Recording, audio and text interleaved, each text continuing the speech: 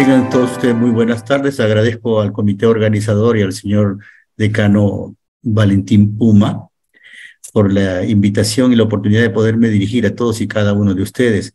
En realidad, el tema que vamos a realizar hoy día es uno de los temas, es la emergencia endocrinológica más frecuente que existe. Bien. La hipolisemia es una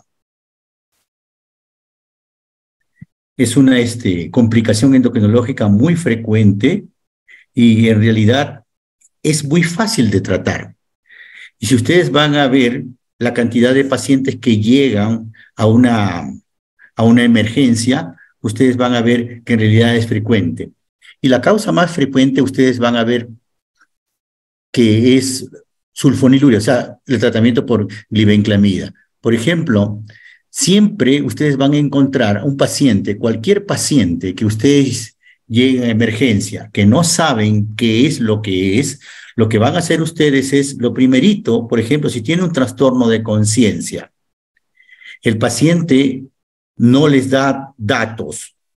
A veces es llevado por algún familiar o algún vecino, por ejemplo, que encontró al paciente. Entonces, ¿qué es lo que tienen que hacer ustedes? Lo que tienen que hacer es primerito hacerle un glucotest.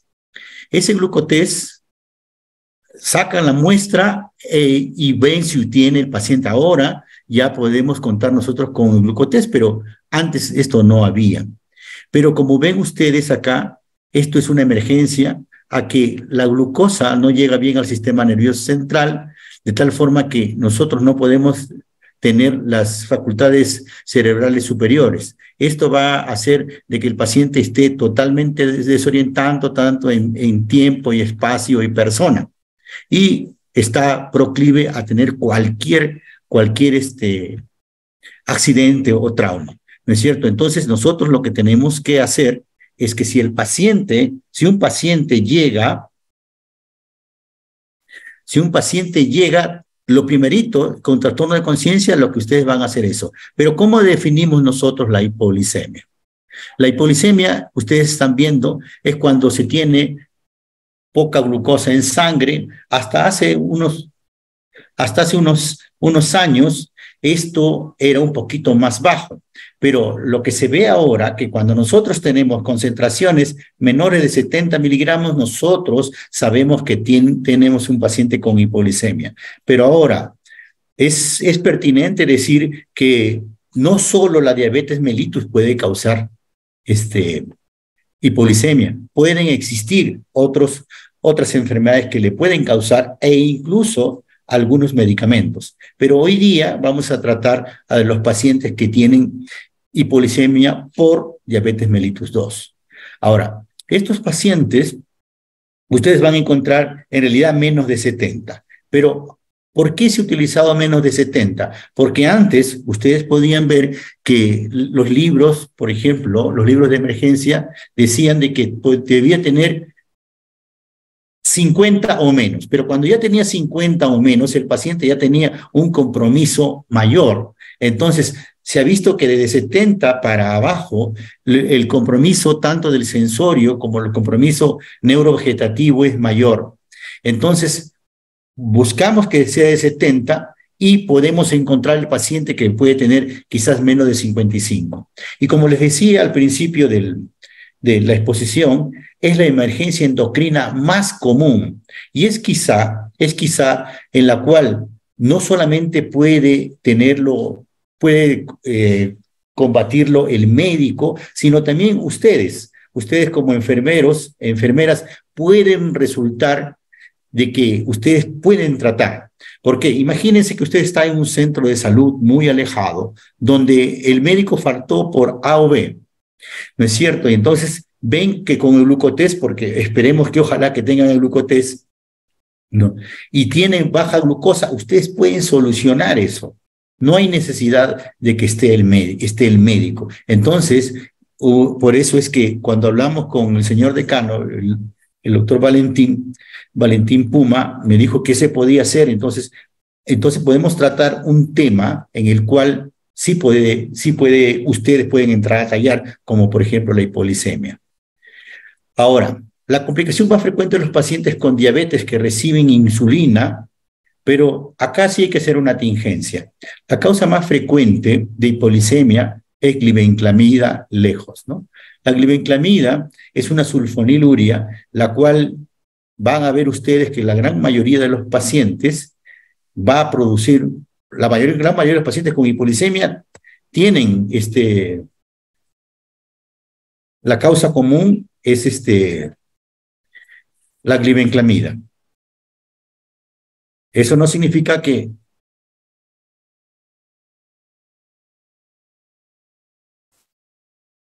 eso no significa que los pacientes no pueden hacer por otra causa.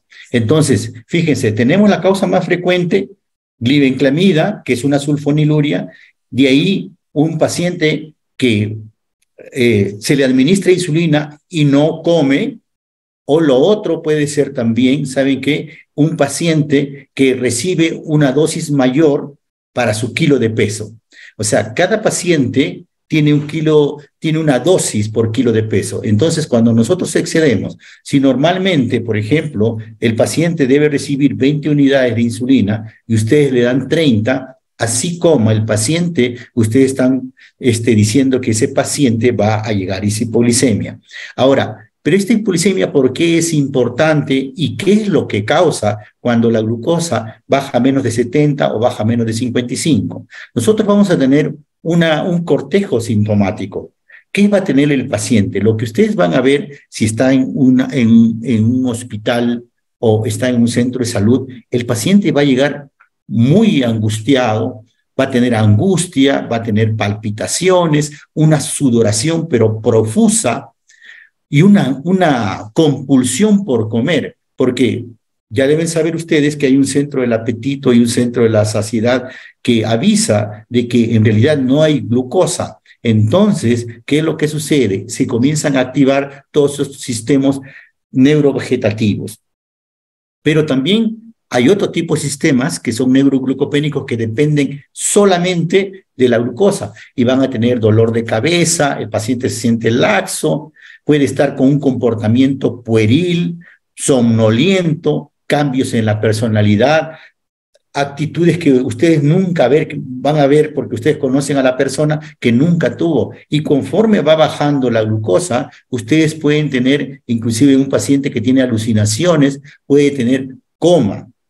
Y muchas veces el paciente, si es que ustedes no actúan rápidamente, lo que va a haber es coma y muerte.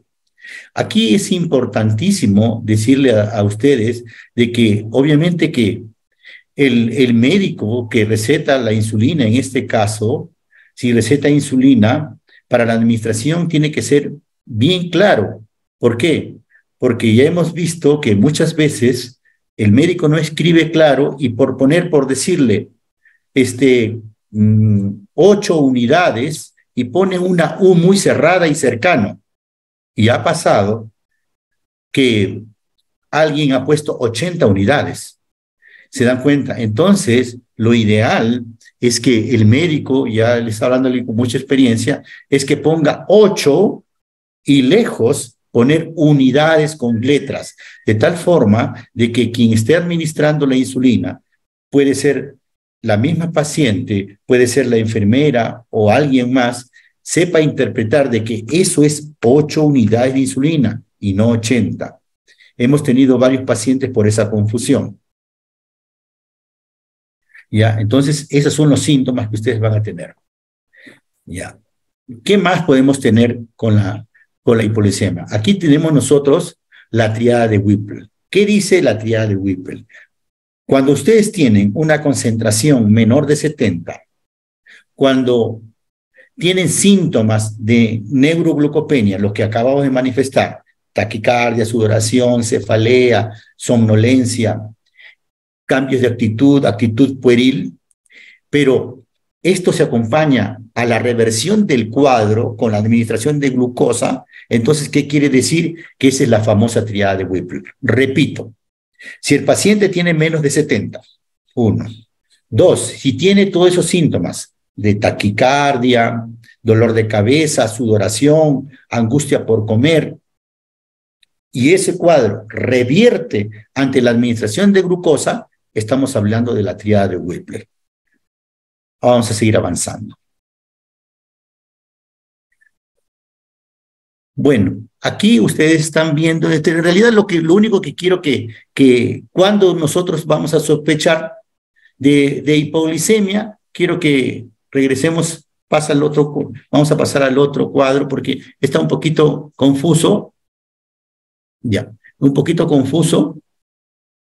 Ya, vamos a ver la fisiopatología. Ustedes tienen que saber de que cuando nosotros, para tener una euglicemia, o sea, una glucosa normal, existe una báscula.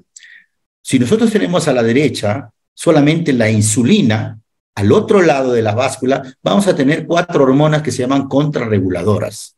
Estas hormonas son el glucagón, las catecolaminas, el cortisol y la hormona de crecimiento. Entonces, mientras que la insulina lo que hace es hipoglicemiante, baja la glucosa, por el otro lado, el glucagón, las catecolaminas, el cortisol y la hormona de crecimiento hacen lo contrario, la suben. Entonces, esa es en ese equilibrio, en ese fiel de la balanza, en la homeostasis, es que nosotros vamos a tener la euglicemia. Cuando esto se rompe, pasa la hipoglicemia. Por eso vamos a encontrar que hay 4 mecanismos fisiopatológicos. Incremento de la insulina o de ese efecto, disfunción hepática y muchas cosas más, pero que yo ahorita, en realidad, esto un poquito me he excedido y vamos a pasar a otra cosa más porque esto es más para alumnos de medicina, ¿ya? Y vamos a ver qué es lo que sigue pasando cuando la glucosa baja. Miren, ven, hay una afectación cerebral, dificultad para concentrarse, porque el sustrato nutritivo para el cerebro es la glucosa. Entonces va a haber, ustedes se van a sentir aletargados, el paciente no va a responder en forma rápida, no va a ver bien y va a estar totalmente obnubilado. Entonces, si nosotros dejamos que esto siga el curso natural del trastorno de la hipoglicemia, vamos a tener convulsiones, coma y muerte. Les cuento un caso, ¿no? A propósito, cuando yo estaba haciendo mi especialidad el año 93, ¿no? El año 93, teníamos un paciente de 24 años que era un diabético tipo 1, y en el cual estaba con una insulinoterapia, con insulina cristalina, porque había llegado con una pielonefritis, ¿ya? Entonces, el colega pone 5 y una U bien cerrada que parecía 50. Entonces, alguien le puso 50 unidades. Y el paciente estuvo vegetal porque se le puso a las 10 de la mañana y cuando el cambio de turno a las 7 de la mañana de las enfermeras lo encuentran al paciente ya vegetal, ¿no? Entonces hay que ser muy, muy cuidadoso cuando nosotros usamos insulina. Y ustedes están en la facultad de decirle al médico, doctor, por favor, escriba bien claro cuánto de insulina se va a poner. En su defecto, esto puede causar problemas médico-legales. ¿Ya? Vamos a continuar. Estamos viendo que la Asociación Americana de Diabetes dice de que nosotros tenemos que administrar una cantidad de glucosa. Acá no contamos nosotros con glucagón, pero si nosotros estuviéramos en Estados Unidos o en algún otro lado, le dábamos nosotros glucagón. Pero para nuestra realidad, ¿qué es lo que tenemos que hacer? Va a depender de la cantidad, de la concentración de glucosa que tiene el paciente, ¿no? Si un paciente, por ejemplo, tiene entre 70 y 60 y ustedes ven que tiene ya signos y síntomas de neuroglucopenia, yo les digo a ustedes que pueden poner 6 dextrosa al 33% en bolo. Y de ahí le dejan dextrosa al 10, a 30 gotas. el paciente se despierta y entonces cuando ustedes ven que el paciente esté mejor, le pueden empezar a dar de comer. ¿Qué sucede si el paciente tiene menos de 50? Menos de 50 y los síntomas y signos de neuroglucopenia son más severos. El paciente tiene un trastorno de conciencia del sensorio de mayor compromiso, entonces ahí le tenemos que poner nosotros 8 ampollas de dextrosal 33 en bolo y luego le van a poner ustedes dextrosa al 10%. Pero supongamos que nosotros no podamos revertir este cuadro de hipoglicemia, ustedes pueden usar glucocorticoides. En este caso le podemos poner hidrocortisona, por ejemplo, como ya hemos mencionado, que es una hormona contrarreguladora porque produce hiperglicemia. La hidrocortisona ustedes pueden ponerle 250 miligramos endovenoso cada 6 u 8 horas y entonces eso le va a producir hiperglicemia al paciente tratando de normalizarlo. En realidad es lo que nosotros podemos tener. Vamos a ver entonces que eso es lo más básico que ustedes tienen que tener. Por eso, cuando ustedes lleguen, si son serumistas o están en su hospital o un centro de salud o puesto de salud, ustedes tienen que estar bien estoqueados con dextrosal 33, porque ¿en qué poblado no hay un diabético? En todo lado hay diabético, ¿no? Y más aún que ustedes saben que como la expectativa de vida ha aumentado, los casos de diabetes también, la prevalencia de diabetes ha aumentado. Máxime, con estos 3 años de pandemia, donde el sedentarismo se ha incrementado logarítmicamente, la obesidad también ha aumentado. Y ustedes saben que la obesidad, síndrome metabólico y diabetes en realidad son trastornos metabólicos que al último es un paso para el otro, para ser diabético. Tienen que ustedes tener mucha conciencia de ello y tratar de hacer que el paciente baje de peso. La que sigue.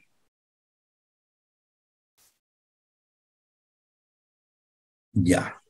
Ustedes van a encontrar entonces que el paciente es espectacular, ¿no? Llega el paciente a la sala de emergencia o llega a su centro de salud y ustedes se van a dar cuenta que el paciente tiene trastorno del sensorio, pero cuando, de acuerdo al hemaglucotest, le sale a ustedes, pero es muy importante la anamnesis. Y acá, obviamente, si bien es cierto que ustedes no son médicos, siempre la anamnesis, la historia de la enfermedad es importante. Pero claro, si viene con un familiar, sabe que es diabético, a qué hora tomó, qué tomó. Si es glibenclamida, sabemos cuánto tiempo dura la glibenclamida. Si es insulina cristalina, también sabemos. Si es insulina de acción intermedia, NPH, también sabemos. Si es insulina glargina, que es una insulina basal, también sabemos cuánto dura. Entonces, la hipoglicemia va a perdurar de acuerdo a quién es el agente que lo causó. Me explico, y tiene que también ver la edad. No es lo mismo tener un paciente que tiene una hipoglicemia por una insulina cristalina, ¿no? Que sabemos que dura 6 u 8 horas, y después de eso, cuando nosotros le hemos le hemos dado el tratamiento, el paciente va a salir, pero ya sabemos que nosotros no podemos retirar ni bien tengamos 250 de glucosa. No, sabemos que esa insulina va a durar 6 a 8 horas, pero supongamos de que es una insulina de acción intermedia, va a durar de 12 hasta 24 horas muchas veces. Entonces, ustedes saben que tienen que permanecer con dextrosal 33 por más tiempo. Pero supongamos que es una insulina lenta o es una insulina glargina, por ejemplo, una basal, el paciente puede tener de 24 a más horas. Ahora, la edad es importante en la medida de que cómo está la función renal del paciente. ¿Por qué? Porque si el paciente es de edad avanzada y tiene una insuficiencia renal crónica, ustedes saben de que la insulina se depura a nivel del riñón. Las insulinasas, el 60% están en el riñón y el 40% están en el hígado. Entonces, si hay una insuficiencia renal, la vida media de la insulina o no solamente de la insulina, sino también de la glibenclamida o de cualquiera de las sulfonilureas, la vida media se va a prolongar. Si la glibenclamida tenía una vida media de 8 a 12 horas y tiene una insuficiencia renal crónica moderada, ya no va a ser de 6 a 8 horas, a 12 horas. Puede durar 24, 48, hasta 72 horas. Entonces, la hipoglicemia va a durar 72 horas. ¿Por qué? Porque la vida media está perpetuando esto debido a la insuficiencia renal. Entonces, ahí estamos viendo ustedes más o menos cuánto deben de administrarles ustedes. Cuando un paciente tiene insulinoterapia en su casa, es muy bueno recomendar, bueno, nosotros recomendamos que tengan un chocolate porque no sabemos cuándo puede pasar una hipoglicemia. Obviamente que la familia tiene que estar escrupulosamente vigilando para que esto no sea usado por otro tipo de medidas. Pero nosotros tenemos que actuar en forma rápida. Si no hay mejoría, como les digo, si el paciente llega con familiar, le va a decir, doctor, mi mamá o mi papá es diabético y toma glibenclamida. ¿A qué hora ha tomado? ¿A qué hora lo encontró usted? Son las 10 de la noche y yo lo he encontrado hace 15 minutos. ¿Y desde qué hora no ve a su mamá? Yo no la veo desde las 10 de la mañana y la he encontrado tirada en el piso. Entonces debemos, ¿a qué hora toma su glibenclamida? Lo toma en la mañana y en la noche. ¿Almorzó su mamá? No, no ha almorzado. Solamente tomó desayuno. Entonces sabemos que la hipoglicemia ya cuántas horas tiene. Le va a depender de todo ese tipo de cosas. No es lo mismo tener una hipoglicemia de 60, de 50, con una hipoglicemia. Cuando llegan acá, por ejemplo, el récord que tenemos acá es una hipoglicemia de 8, aquí en el Hospital Regional Virgen de Fátima. El paciente salió, era un paciente relativamente joven. Entonces, cuando nosotros va a importar la concentración de la glucosa, qué tan severa es la hipoglicemia, cuánto tiempo tiene esta hipoglicemia y cuál es el medicamento que tiene. Entonces, son varios factores que nosotros tenemos que ir viendo.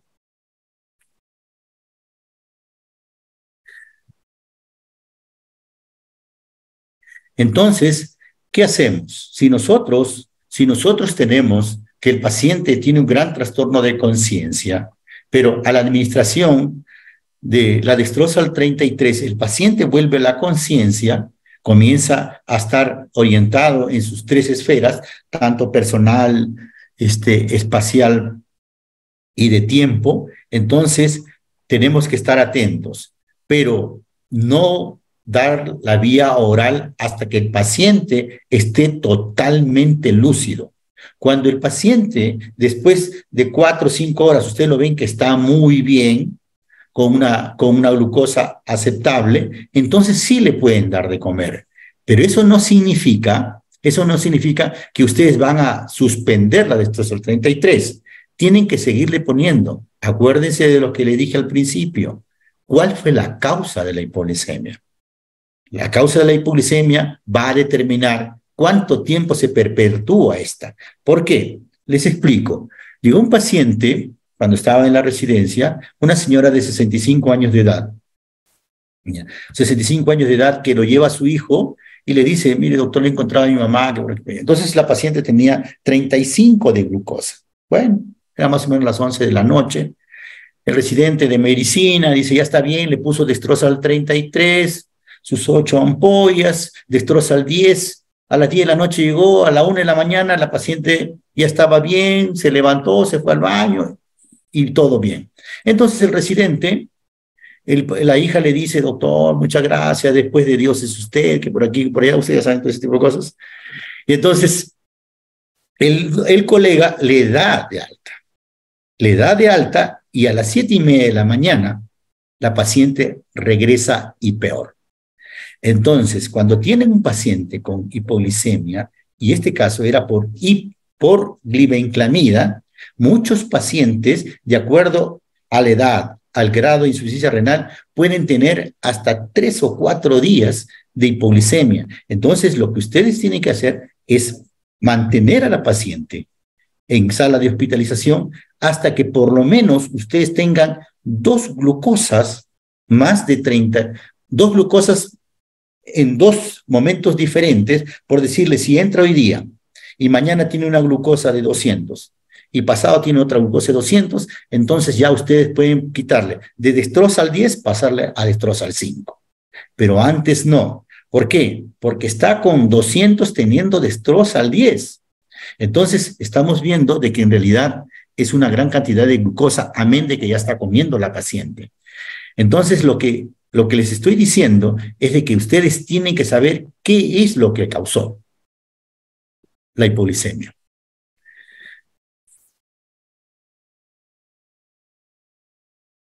Ya, cuando la hipoglicemia persiste, bueno, no voy a hablar aquí del glucagón, porque no tenemos glucagón, pero acá sí está la hidrocortisona. Y la hidrocortisona nosotros podemos poner entre 100 a 250, ¿por qué? Como ya le hemos dicho, produce gluconeogénesis, y entonces produce hiperglicemia. Amén de que la paciente va a subir su glucosa en 4 o 5 horas rápidamente, ¿no es cierto? Entonces le podemos poner cuando la hipoglicemia es persistente, pero pocas veces se ve esto, ¿ah? Entonces simplemente con la Destrosal 33 en bolo, de acuerdo a la cantidad, 6 u 8 ampollas, de acuerdo a cuánto tiene, si tiene menos de 60 o tiene menos de 50, y su Destrosal 10, la paciente va a salir del cuadro.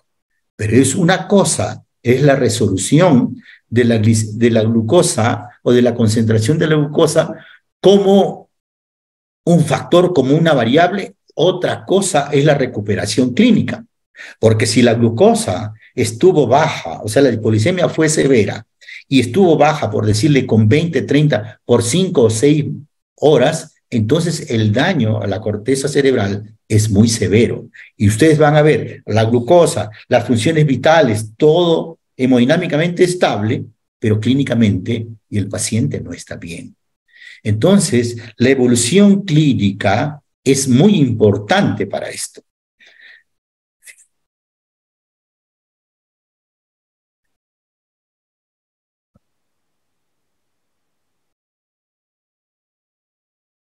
La gran mayoría de los pacientes, buen porcentaje, tiene episodios de hipoglicemia, pero lo que tenemos que nosotros decir a los pacientes de que avisen, ¿no?